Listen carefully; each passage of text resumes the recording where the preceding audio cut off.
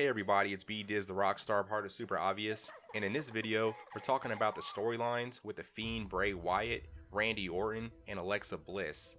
Please like and share the video, comment below, and let me know how you feel about the storylines, and subscribe to the channel for more content. Let's go. The first thing is Randy Orton a good opponent for the Fiend? Yeah, duh. If you take it back even before the year 2000, if you think of a wrestler who was really dark, creepy, and plays mind games, that's what Randy Orton does. And the fact that he kind of used to be in a group together and also had their beef a long time ago, which means they have history already, makes Orton the perfect opponent, and this is the very best storyline with the Fiend so far. There's the one episode where the Fiend just showed up right behind Orton and Orton knew it but really wasn't scared, which was believable. And then there's times where the Fiend could just show up and catch Randy off guard and spook him. However long this feud goes, I think it's going to be hard to find a believable opponent that's better than Randy Orton. I think Alexa Bliss joining Bray Wyatt in the Firefly Funhouse has been worth the wait. Her character has a great addition to the whole thing, and Bray and Alexa anything is my favorite part of any show. One of the things I wonder is if we are going to have any more segments of Nikki trying to snap Alexa out of this. There has been a few weeks where we see Alexa making that change to the dark, and Nikki has been trying to make her understand that she is changing. I wonder if that's it and there is no more story of their friendship.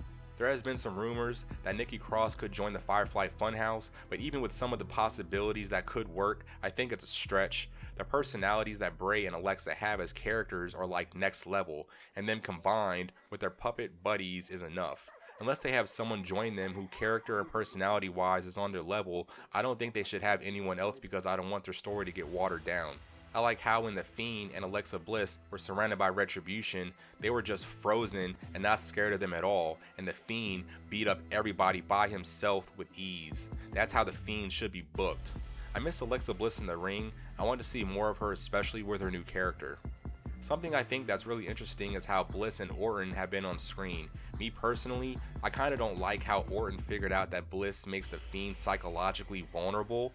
I don't think that anyone should be able to have the upper hand mind game wise on the Fiend. But Alexa Bliss and Orton have been together like a dozen times when it's just them, and he hasn't attacked her. Actually, Orton sells his reaction to her like she gives him the creeps. And this is cool because normally Orton will attack anyone. It doesn't matter if you're a female, old, a close friend, or already hurt. If the Viper wants to strike, he will. So the fact that he hasn't done anything to Alexa Bliss is interesting.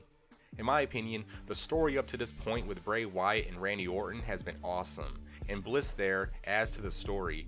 And the fact the December 14th episode of Raw was the lowest viewed Raw in history, and that the USA Network wants a more darker and violent product for viewers, I think is great news for us. I know me as a fan, I want more darker and edgy content, not pointless, filler, and borderline goofy, stupid stuff that's made for kids. Some of the goofy stuff is okay, but used sparingly. I want the stories to be taken serious and not like it's all a joke. Otherwise, it's hard to be invested or care about the product. What's crazy about the lowest viewed Raw in history is that this is the Raw where Randy Orton put Bray Wyatt in a box backstage and set it on fire, then the Fiend popped out and gave him the mandible claw. The week before that, Bray Wyatt had a match against Orton where once Bray Wyatt was getting beat up enough, he made the lights go out, and when the lights came back on, the Fiend was there right under him and gave him the mandible claw again.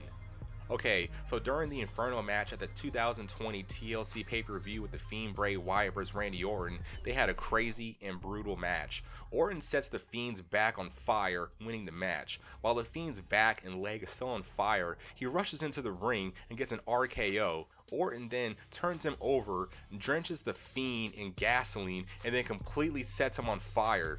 Like, completely. Orton, killed the Fiend. You murderer! You killed him! You killed the Fiend! You were supposed to kind of set him on fire, not all the way. And you don't care. And I know you don't care, because the next night on Raw, you said you didn't care. You said you would kill the Fiend again. What does that even mean? A little after that, the lights go out like the Fiend is going to show up, but it's Alexa Bliss in the ring, and she has a playground setup. She tells Orton that if the Fiend wants to return, it would be at Alexa's playground. So, we know that the Fiend isn't dead, even though he should be, because we saw him die. but I think we should wait a while before he comes back so his return will really have an impact. Also, I'm guessing some kind of change in the Fiend's appearance. Maybe his attire will change and his mask will have an upgrade, maybe a burnt and more scarier look.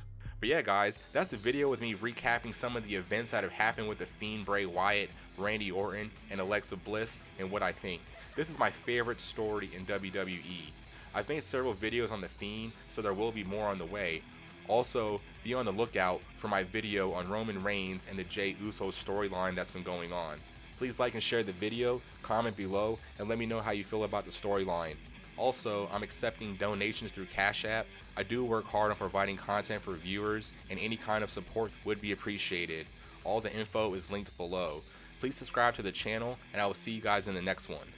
Totally, for sure.